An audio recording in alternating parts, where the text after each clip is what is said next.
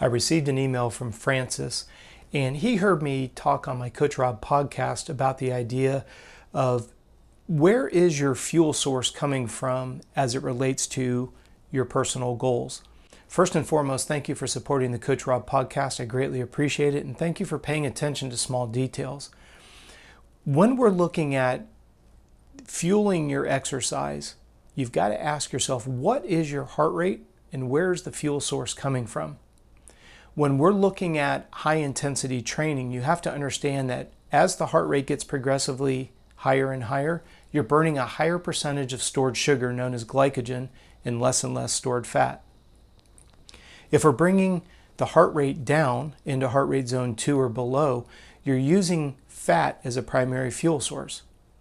Now, I get into this online debate with people all the time saying, oh, that's old school, it's been debunked. That's not true. It's the exact opposite. The avocation of high intensity interval training and the fact that it's going to, it creates a hormonal release and you convert body fat, I will say from a textbook standpoint is 100% correct. But I need everybody that watches these videos to please listen to the video with an open mind. What is the human body? What is the state of the human body coming in to that workout? So for example, I would never encourage you if you're tired, hungry, and you're underfed, you're dehydrated, you didn't sleep well last night, high intensity interval training will become counterproductive because the cumulative stress becomes excessive. The body just can't keep that up day after day.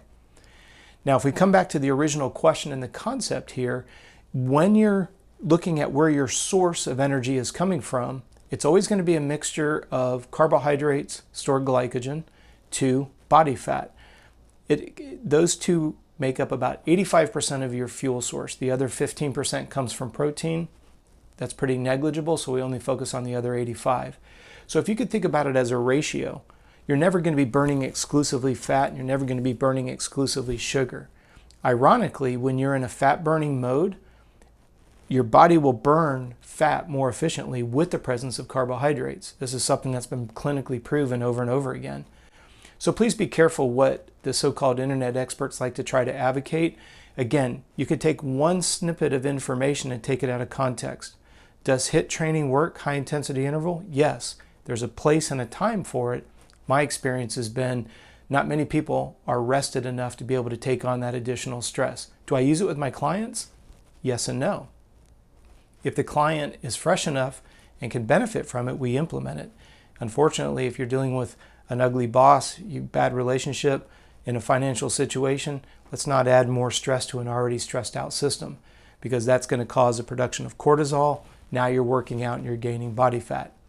But if we come back to the original question, where does your energy come from, is predicated off of the heart rate intensity. If you have a few minutes, go into the description box below and I've got a link to our resource page where you can download the heart rate spreadsheet. Make sure that you know specifically what your heart rate zones need to be based on what your desire is. If you're trying to increase your sprint speed, you need to know where that number begins. If you're trying to decrease body fat, you need to know where that glass ceiling resides. And I will warn you, it's going to be a lot easier than you think. Most people go too hard on their easy days. Not only are you now making yourself fatigued, you're deviating away from what the benefit of that low intensity workout is.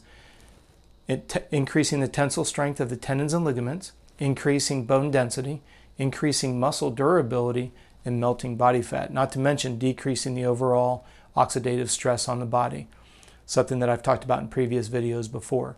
So when it comes to this energy matrix and where your energy is coming from, ask yourself, what are you trying to accomplish? And are you doing it with the right heart rate intensities? Remember, please utilize the heart rate spreadsheet. That's what it's there for. If you happen to have a question, if there's something that I can do a deep dive on, I'd be happy to do so. Send me an email, contact@coachrobb.com. I promise I'll convert it to a video here so we can share it with all of our subscribers. The number of subscribers continues to escalate, and we sincerely thank you. Thank you for your time today watching this video, and I look forward to seeing you tomorrow.